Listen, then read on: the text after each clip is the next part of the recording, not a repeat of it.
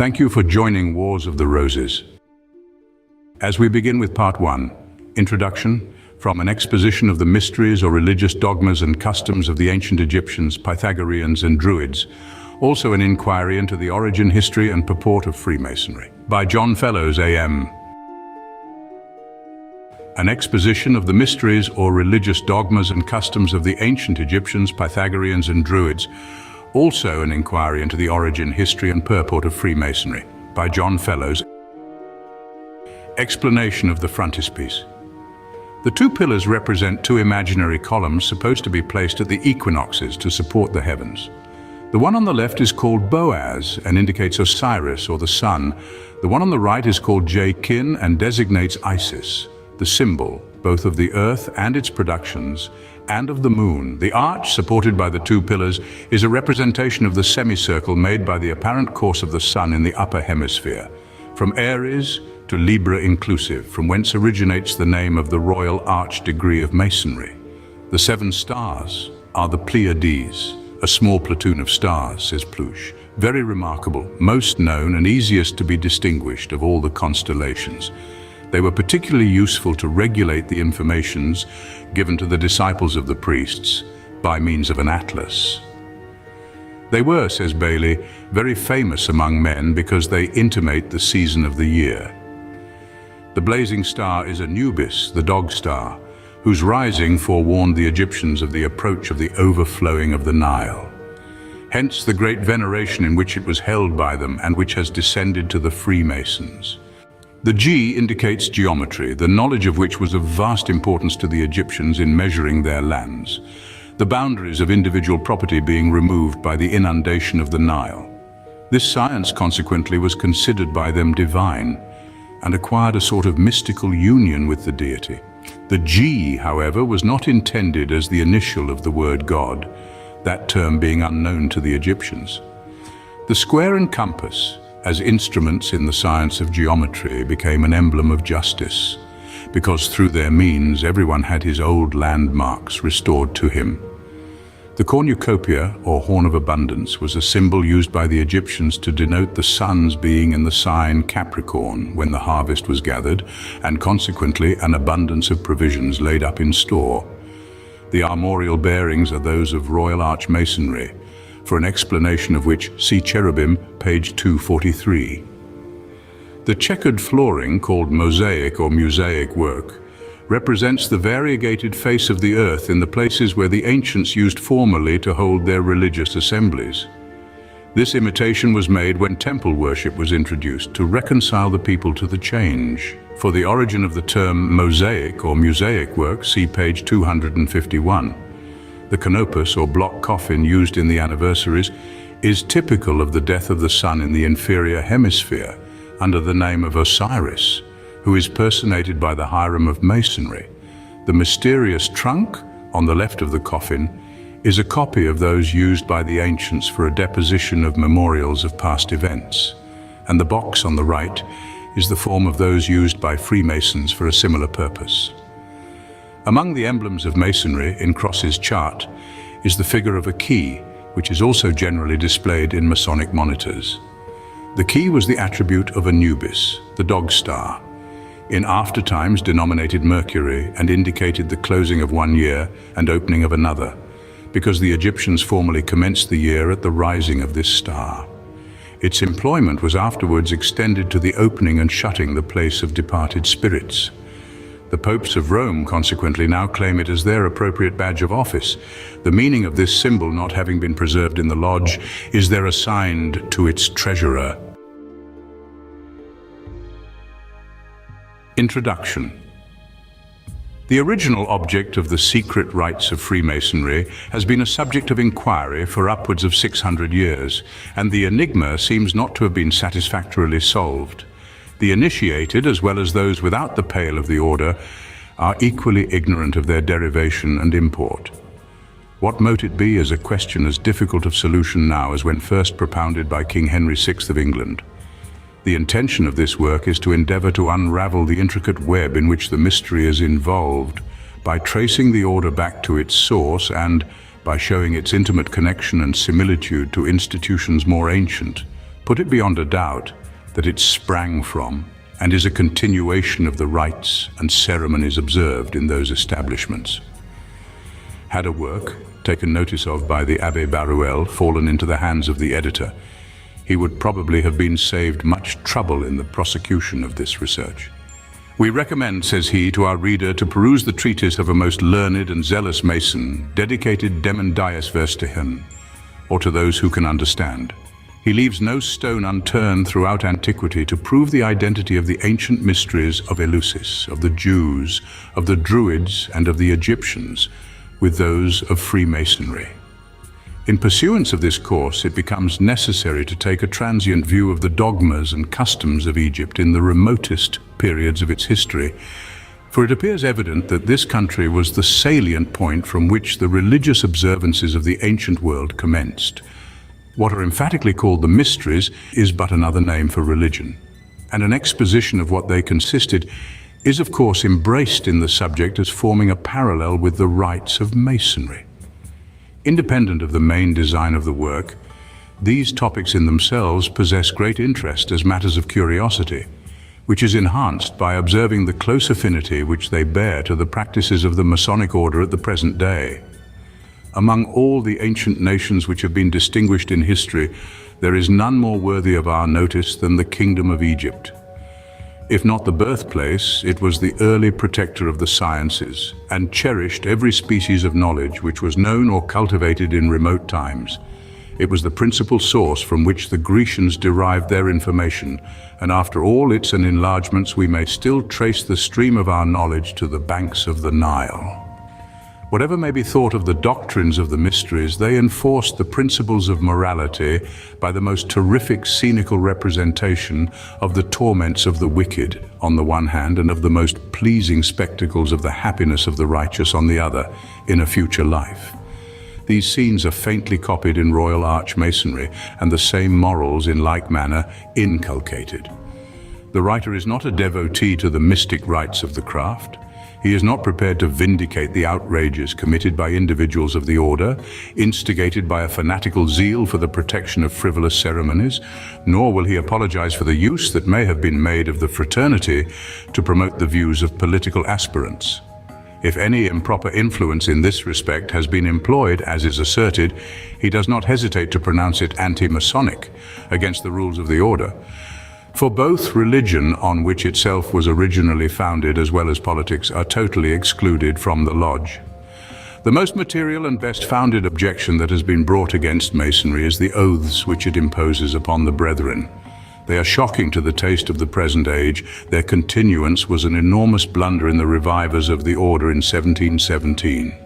They were then no longer necessary. Masonry contains nothing which at that time rendered its members amenable to the laws of England. The false construction put upon these oaths has implicated the order in the foulest deeds, and perhaps caused the Masonic obligations to be considered paramount to legal oaths administered in courts of law, and thus perverted the course of justice. The only means, therefore, of avoiding this evil and of wiping away the stain at present attached to the society is a total abandonment of the oaths. At the very threshold of our mysteries, an oath of secrecy, extremely minute in all its details and tremendous in its sanctions, has from time immemorial been enacted of every candidate. It is not to be supposed that such an oath had no foundation at first.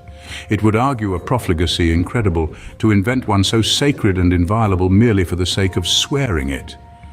Nor does such a solemnity comport with the use or practices of any association of architects whatever.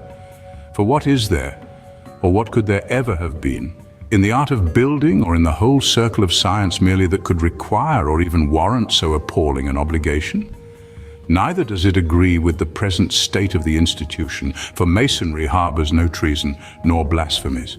Its designs at the present day are not only innocent but laudable. It requires us to fear God and promote the happiness of man. The inventors of this oath, then, must have most unpardonably trifled with the awful solemnity of such an engagement, if at the time of its institution there did not exist a cause proportionate, at least in some degree, to the precautions used against its violation. The way to words by things, or an attempt at the retrieval of the ancient Celtic in a volume of tracts in the library of Harvard College. What this cause was, we can determine only by probable conjecture, but we may presume that it must have originated in some great personal danger, if not death, apprehended to members of the institution from the populace, if their secrets were laid open to the world. Every Mason, by reflecting on these hints, will satisfy his own mind that at the first constitution of our fraternity, its great object was not solely the advancement of the arts, still less of architecture alone. Groombridge's brief inquiry into the origin and principles of Freemasonry. However desirable this may be to many of the brethren, it is resisted by others on the absurd and superstitious notion that no alterations can take place in the ancient landmarks of the institution, which, like the laws of the Medes and Persians, must remain eternally the same, when, notwithstanding, within about 50 years the old enclosures have been broken down and the boundaries of the order extended so as to include an immense territory beyond the ancient limits. After this unqualified reprobation of the oaths, I confidently assert that nothing is taught or practiced in the lodges contrary to the strictest morals. The exposition of the ritual by those even who are inimical to the order proves the fact. And as has been often urged, if there were no other testimony, the characters of many of those who are known to be members is a sufficient guarantee that nothing improper would be tolerated. If it be said that a partial feeling is created among the brethren that operates injuriously to the public good, it may be answered that the same objection may be urged against all associations of individuals, whatever may be their views and intentions. This partiality, by the way, has been the cause of relieving many in distress and even saving the lives of valuable citizens. A case of this kind happened in the American Revolutionary War, which is often alluded to by Masonic writers. Colonel McKinstry was taken prisoner by the Indians, who were preparing to put him to a cruel death. In this emergency, he gave the Masonic sign of distress, which induced a brother Mason, a British officer, to interfere and save his life. While this transaction reflects honor upon the officer as a Mason, it at the same time leaves an indelible stain upon his character as a man, which equally attaches to his king and government. What? Employ savages as auxiliaries in war and then stand by and look coolly on while they amuse themselves in tomahawking and scalping their prisoners, unless the latter can give the talismanic signal and pronounce the shibboleth of Masonry?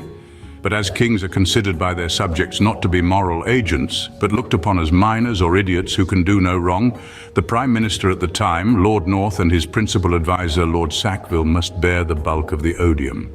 This rule of Masons to grant aid to each other under certain circumstances was probably derived from the laws of Egypt, by which he who had neglected or refused to save a man's life when attacked, if it were in his power to assist him, was punished as rigorously as the assassin. But if the unfortunate person could not be succored, the offender was at least to be impeached, and penalties were decreed for any neglect of this kind. Thus the subjects were a guard and protection to one another, and the whole body of the community united against the designs of the bad. Rollin's Ancient History.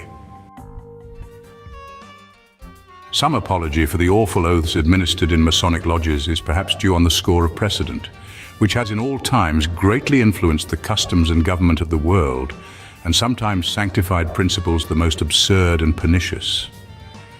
The mysteries were protected by the most severe oaths in Greece and Rome, and no doubt were equally so in Egypt, the place of their birth.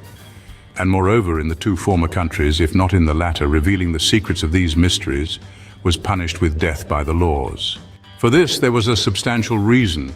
The greater mysteries taught the doctrine of one supreme God, and that polytheism was an error, admitting at the same time that the sun, moon, and stars were minor divinities under the superintendence of the One Supreme. The belief, however, in hero gods was so engrafted on the minds of the ignorant multitude that it was feared the open promulgation of a doctrine in opposition to that faith would lead to disturbances in the state that might produce great evil.